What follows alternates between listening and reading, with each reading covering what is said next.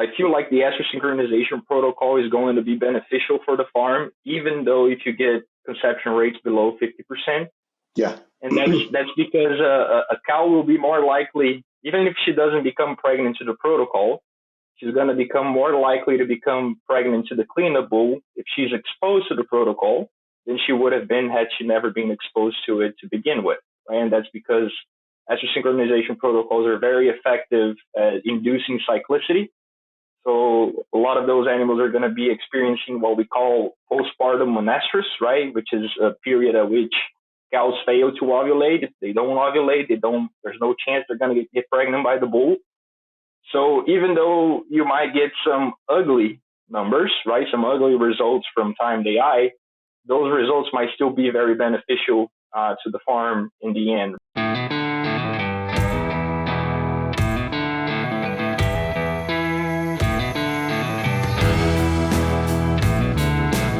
Welcome to the Beef Podcast. I'm Travis Molnix, and today I have Dr. Nicholas Diaz, or Diaz, as you would say it in the United States, from Kansas State University. Welcome to the show. Thank you. Pleasure to be here. So for our audience, kind of give your background. I know you're assistant professor at K-State, focusing in reproductive technologies and fertility, but kind of give your background of, where you come from and how you got to K-State. Absolutely. I was born and raised in Brazil, in a city called São Paulo. Is the largest city in the Southern Hemisphere. It's about 12 million people there. So I don't come from a farming background whatsoever. But I did end up going to vet school down there, graduated in veterinary medicine from the São Paulo State University, or the State University of São Paulo, in 2016. In my university, vet school was a 5-year course, and the very last year was all about internship. So pretty much the first 4 years you span, taking classes and learning material. But the 5th year you go out and, spend some time doing whatever it is that you want to do for your career. So for that year, I spent about 4 months, give or take, in a company down in Brazil that does breeding seasons for operations. So I was traveling all over Brazil, working 600 animals in the chute every day kind of deal. And for the remaining of that period, I was able to come to Virginia Tech to do about 6 months of internship over there. And after my time as an intern in Virginia Tech, I was invited by my advisor to come back and do a master's program with him. So I ended up doing my master's and Ph.D. over at Virginia Tech under the supervision of Dr. Reproductive. Mm-hmm. And as soon as I graduated from there, I was fortunate to join Kansas State University. Started in January of 2023 here in the Animal Sciences and Industry Department. And yeah, I've been here ever since. That's awesome. So a lot of your research is focused around fertility and trying to improve, conception rates to AI, et cetera, correct? Correct, yeah. My research is mainly focused on fertility of estrous synchronization protocols, but I don't necessarily study, what about if we give this injection 6 hours later or 6 hours before, what would happen to the follicular wave and so on. Not that I don't think that kind of research is not important. It's just not the main focus of my research. One thing that I learned, by spending time over there in Brazil and here in the U.S. is to understand how different the two production systems are. Yeah. In Brazil, if you have a farm that you have 1,000 animals, you have a small farm. Yeah. Here in the United States, it's quite the opposite. I feel like the average cow-calf producer here in the United States is usually someone who farms as a hobby or perhaps a way to get tax deductions. So average number of cows per farm is around between 40 to 60 animals. It's not their primary source of income. Oftentimes the producer don't even know if the operation is profitable or not. So when we talk about, trying to convince those producers to adopt estrous synchronization protocols, you're trying to convince them to spend some time and money to do an investment where the return is going to be 9 months later, the cows are going to calve, and then about 7 months later, they're going to wean. So the return on investment is far down the street. And, oftentimes the guy is producer is a lawyer or something, and they can get to make that money just by getting a new case in their farm or anything. So it's kind of hard to convince those folks to adopt those estrous synchronization protocols, despite all of the advantages they bring. Yeah, and that's a challenge, is adoption rate. And so many cool technology out there that really benefits cow-calf producers that adoption rates are way too low. For sure. So in terms of your research, what are you looking at to help increase fertility or increase in conception rates? Yeah, so during my time at Virginia Tech, my advisor had a 70% research, 30% extension appointment. So I was fortunate to spend some time and engage a little bit in extension and get involved with producers over there. Mm-hmm. And we surveyed the producers trying to understand what are the reasons they fail to adopt estrous synchronization protocols. And, the usual response you get is that, conception rates are too low, or there are too many handling events, and things like that. But one of the responses that we got, for example, was the impression that they had that the CEDAR device that we use to synchronize cows would induce vaginitis, mm-hmm. and that the degree of the vaginitis the CEDAR would induce would affect fertility. We did an experiment over there. In Virginia, we worked closely with the Virginia Department of Corrections, which is just a fancy way of saying prison. We are fortunate to have them as partners. Actually, they are the largest client for the production management of the vet school over there. So then, the vet students can get to go to the farm and learn hands-on how things work in the farm and everything. But they breed about 12 to 1,500 animals a year, which, when your variable of interest is fertility, is very fortunate to have access to those animals. So we in the animal science department would do a lot of research with those herds. And so we did essentially just enrolled 1,200 animals in estrous synchronization protocols and assessed the intensity and degree of vaginitis induced by the CEDAR, mm-hmm. by assigning a score to the CEDAR the day we removed the CEDAR. So if the CEDAR came out with no secretions whatsoever, it was a score 1. Secretions were clear, we gave them a score 2. If there were purulent secretions on the CEDAR, we saw a score 3. And if on top of purulent secretions, we also had blood, we assigned a score 4.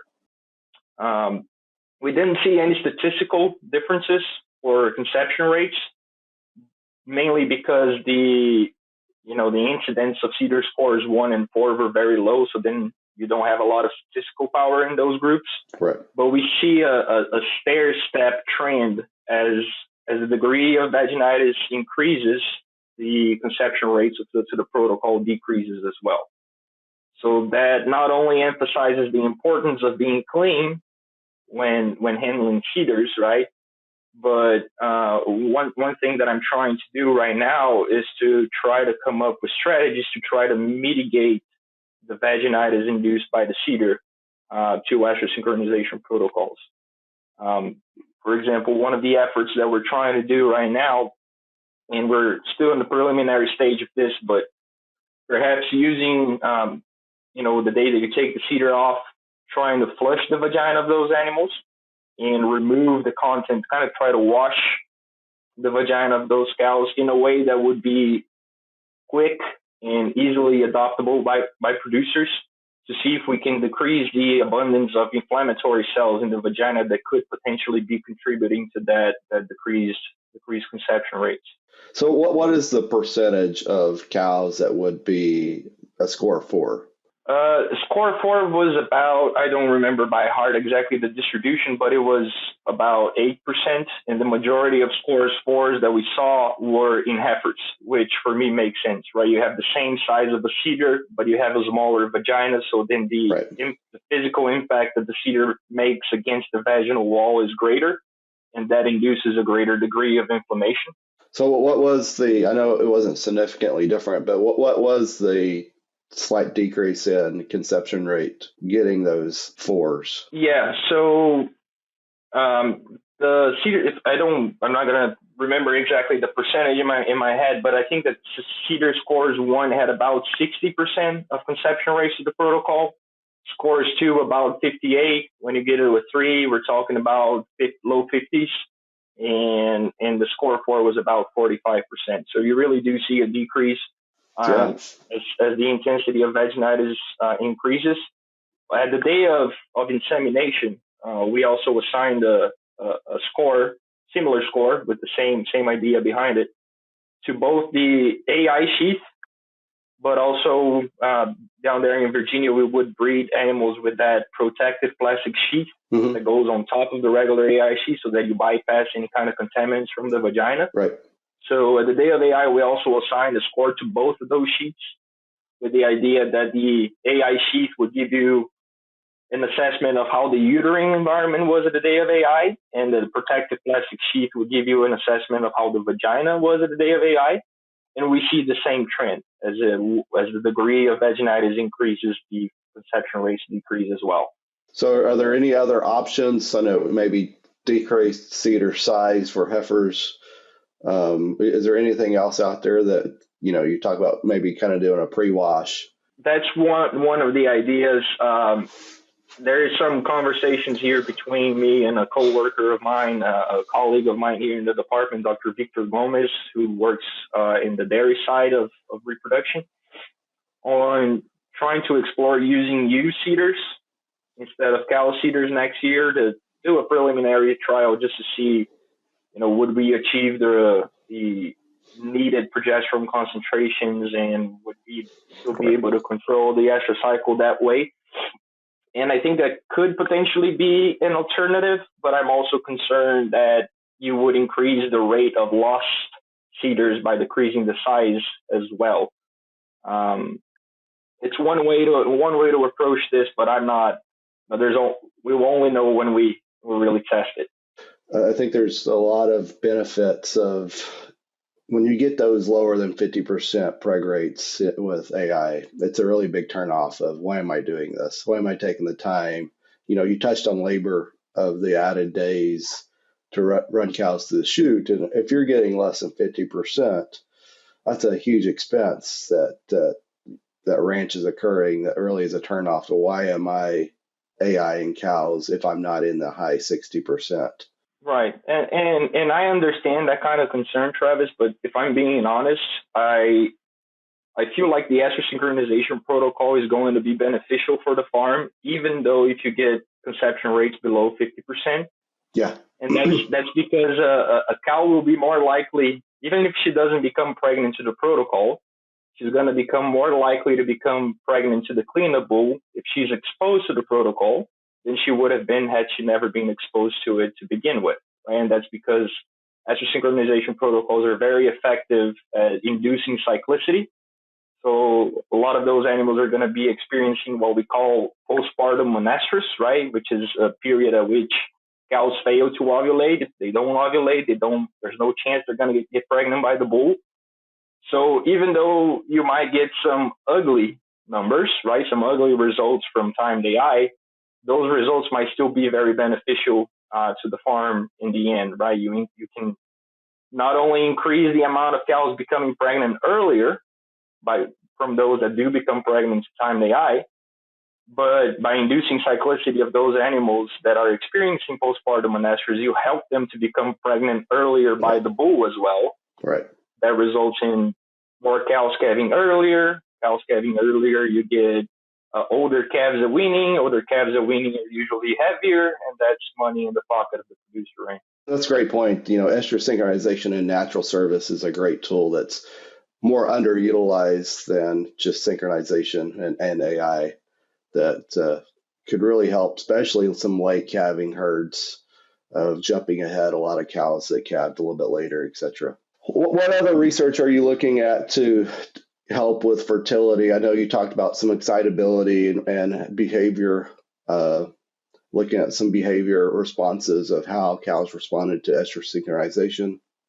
Absolutely. So I mentioned about our, experiments trying to intervene and mitigate the vaginitis from the cedar that's kind of trying to deal with the consequence that the protocol brings, kind of deal. But I'm also interested in trying to explore what is the profile of animals that we enroll in the estrous synchronization protocol that perform better, so that we can try to come up with cheap, easily adoptable strategies to improve the profile of animals before we expose them to the estrous synchronization protocol, and then hopefully get better results, right? So one of the studies I did over there at Virginia Tech during my grad school, was to try to explore the temperament of heifers that are enrolled in estrous synchronization protocols and try to see if that would influence fertility to the protocol.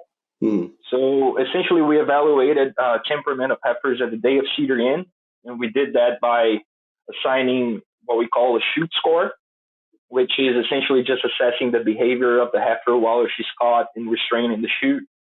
If she's calm, not vocalizing, you would assign her a score of 1. If you got to run away from the chute, otherwise she's going to kill you, she's a score of 5 kind of deal, right? Yeah. And then we also had these infrared sensors commonly used in rodeos, those eyes timers kind of deal, that you place a pair right in front of the chute, and then you place a pair about 2 meters away. So then whenever you let the heifer go, you release the heifer from the chute, and she walks in front of the first pair. That triggers the clock. Whenever she walks in front of the second pair, it stops the clock. So then by knowing the time it took for her to run those 2 meters, you can calculate what we call an exit velocity.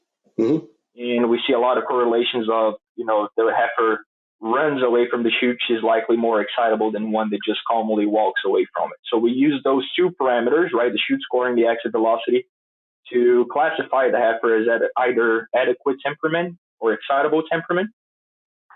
And we see that heifers with excitable temperament had decreased conception rates to the protocol when we compared to the ones that had adequate temperament. What was more interesting for me, though, was that we collected blood samples in one of the farms to measure cortisol, which is often the stress hormone, I guess, as folks usually refer to. And we see that excitable heifers have more cortisol in the blood than adequate heifers do in all 3 handling events of the protocol. But what was more interesting is that concentrations of cortisol were greater at cedar in when compared to cedar out, which in turn were greater than the day of time day eye. So as you handle the heifers, they kind of become acclimated to being handled. And then when we look at cortisol concentrations of excitable heifers only, okay, at the day of time day eye, so we're talking about the day we're inseminating those heifers, we collect the blood, right? We're looking at cortisol concentrations. The excitable heifers that do become pregnant, they have lesser cortisol in the blood when compared to the excitable heifers that do not become pregnant, right? Whenever I started evaluating that data, it kind of made sense to me that if we were to handle heifers more often prior to beginning the protocol, right, can we further decrease cortisol concentrations by the day of time day eye, and then therefore improve fertility? The issue with that, though, is that, handling events, or the amount of handling events, is one of the main reasons producers fail to adopt estrous synchronization to begin with, right? Yep, right.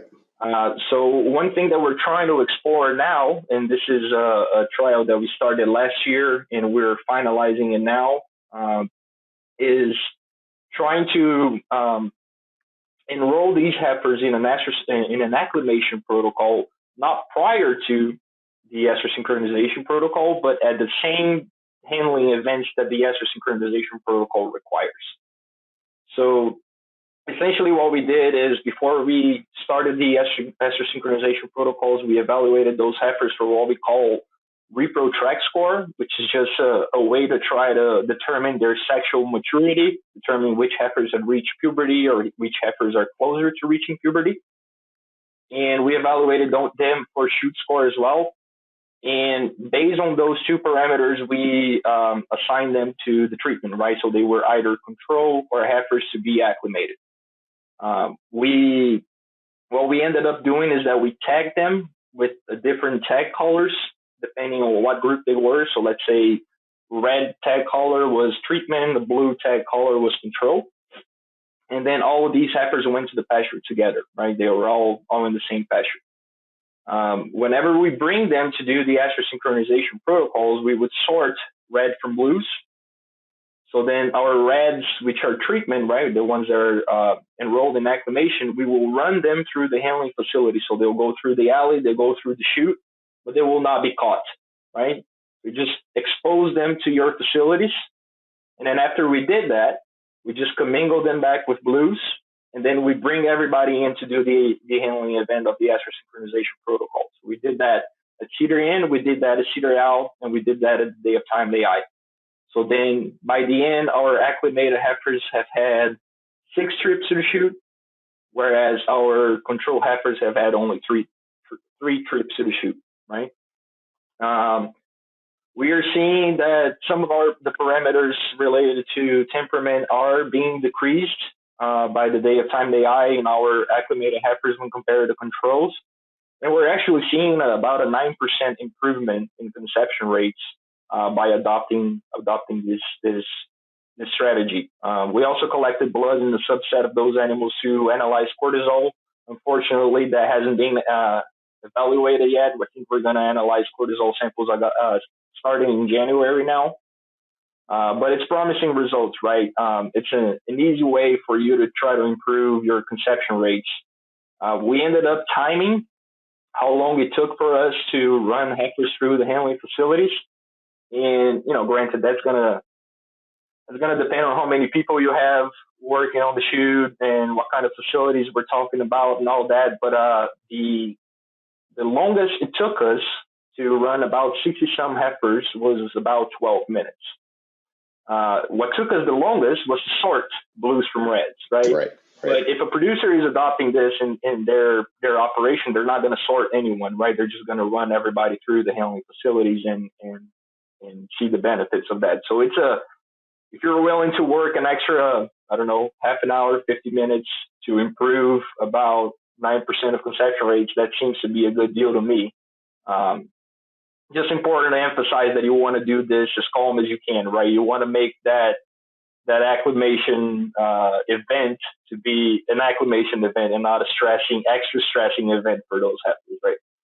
Right. And sometimes we see that, especially on the research side, it's more we run animals through a chute, the more not nasty they get, but more they get less willing to be ran through the chute because we do so much to them from a research standpoint. But if you do it in a very slow, calm manner and not catching them, not doing anything to them, and they do this in other countries, Australia, et cetera, it's acclimating to working facilities. It's just run them through the chute and not catch them. And it's just a flow of animals, right? Yeah. And some of that may be partially dictated the quality of working facilities that you have as well, because there could be some confoundedness in, how well they flow through the chute if you got some really old non-flowing type of facility, right? Yeah. Well, that's definitely true, and that's something you see. I mean, they're just better facilities than others, right? But I think that what was nice about this experiment is that the majority of the animals we bred were in a commercial setting. So we had, I think we bred in about 8 different locations between last year and this year. Yeah. And you have a variety of different facilities, but we see consistent results regardless of facility. So in every single place that we bred, we see that the treatment or acclimated heifers perform better than our control heifers did, apart from one of the facilities where they both tied, right? They had the same conception rates exactly. Yeah. So definitely is something that plays a role, but we're seeing our strategy being beneficial regardless of what kind of facilities we're talking about. And I guess you could add, you said you're taking 12 minutes for 60 head.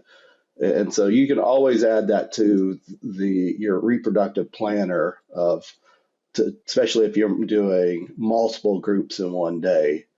But that's not that much more time for a ranch to run through 60 to 100 head and run them through again to AI, bull cedars, whatever it is. So it's not like you're adding a lot of time to get them acclimated. Exactly. Or it's not like you're bringing them in, prior to several times. It's the day of the working event. Exactly. So you're not increasing the number of handling events. You're just making your handling event a little bit longer, kind of deal. Yeah. One thing that we're considering doing next year, and it kind of goes hand in hand of what you talked about. We bring those animals very often to the shoot. Oftentimes they get more excitable instead of being more calm because we're doing so much for them. They associate going to the shoot with being, stabbed by a needle and that kind of thing, right? So one thing that we're considering doing next year is to try to do some kind of positive reinforcement, if you will, to those heifers. Yeah. So I either have figured out a way where we can put a brush kind of deal where it in the alleyway. So while heifers are in the alley, they can kind of like scratch themselves and they can understand that handling event is not necessarily something bad. Right. Or even perhaps, after we run the heifers through the chute, we have two different pans where they go to, and one of those pans are going to have brushes where they can scratch themselves or maybe something palatable that they can eat, to try to relate that experience to not being bad, but being something that can get to be pleasant, right? So then we're improving in that way. But then again, I don't have data. This is just an idea. Still trying to figure out the details on how and how to do this next year, but it's something in our mind here for sure. It's definitely the next step of going from, traditional way handling animals to low animal stress handling to giving some kind of a positive reward post handling. And so it's just another step that could be added to help increase those results. Exactly. And just one thing to keep in mind, just I guess is a suggestion to our audience and producers listening to us here. I say that this is not animal science, but probably animal science practice, right? Because I don't have the data to share, but based on the experiments that I've done and what I've seen out there, one thing that might be beneficial is whenever you're handling cows, the cow-calf pair, right? You bring them to the handling facilities, you sort cows from calves so that you can run cows through the chute, right? Instead of, whenever you get done with whatever you're doing with the cows that day, instead of just putting the cow-calf pair back in the pasture, run the calves through the chute as well, right? Get them acquainted to those handling facilities, because we do see, or this is by experience, again, I don't have data to talk about this, but we do see that helps and improves the temperament of those animals, so that whenever those heifers become replacement heifers, they're likely going to have a better temperament as well, right? So easy strategies, creative strategies to be adopted that can go a long ways. It's time for our famous three. Everyone knows vitamin D affects bone formation, immunity, and growth. What everyone doesn't know is research shows cattle don't get enough vitamin D. High D from DSM Firmenich optimizes health and growth with the more bioavailable form of vitamin D. And data shows high D fed heifers weighed over 8 pounds more at weaning. Don't let your cattle be vitamin deficient. Meet the growing needs of your herd year-round with High D. Learn more at dsm.com/hy-D. No, that's great. That's great. So we got three optional questions to wrap us up here. And the first one will be, what is your go-to beef-related book, website, resource that you highly recommend someone utilizing? For producers and folks that are really working with this out in the field, I can't think of a better resource than the Beef Repro Task Force website. Yeah. You have all kinds of resources, recommended protocols. It's a very interesting and important group that does a very important job of, reviewing what kind of data that we have on new Estrous synchronization protocols. So ensuring that those work before they recommend their use. So if you go to their website and see the protocols you recommend, know that those have been tested in several locations in different states and that those do work. So I think that that's a very good resource. And on top of that, they have several webinars and resources available, as well as, your state extension. Those are usually not emphasized or not used as much as they should be used. So reach out to your extension agent. I think that the kind of extension work that is done here in the U.S. by land-grant universities is remarkable. And I think that it's a very important resource available. Yes, both of those are great resources for producers. So what is a non-beef related book do you highly recommend someone reading? Yeah, I gave this one some thought, and there's a couple of books from Dan Brown that I like to read, and I think that bring some interesting insights. So I'm going to talk about a couple of them that I think go hand to hand and might be interesting to the animal scientists and our audience. So there is a book from him that's called Inferno, and the Dan Brown does a lot of Robert Langdon, I think, is the main character, and he's sort of a detective and knows a lot about art and history of art and everything. So it's a lot of puzzle solving during the book. But essentially in Inferno, the bad guys are trying to deal with the issue of overpopulation in a drastic way. I'm not going to say how they try to deal with that, not to spoil the book, but it's essentially emphasizes on, the population is growing so much that we're not going to be able to produce enough food for that population. So controlling the populational growth is something very important. And this is something we can relate as animal scientists, right? Because we work hard trying to deal with that issue as well, right? And then there's another book from him called The Lost Symbol, where they emphasize how technology grows in a geometric progression. So whatever findings I find here might help your research to find something else, and then the wheel spins faster. So in one of the books, we're talking about the issue of superpopulation. In the other book, we're talking about how we can use the technology and develop new technology so that we can solve those kind of issues. They don't talk essentially about agriculture, but that's my understanding or where my mind went when reading those two books. So I think that those are very entertaining. Great. And the last question is, what sets apart a successful beef professional from someone that isn't? Yeah, no, I think that a good professional is one that is a team player, right? We need to work as a team towards a common objective, a common goal.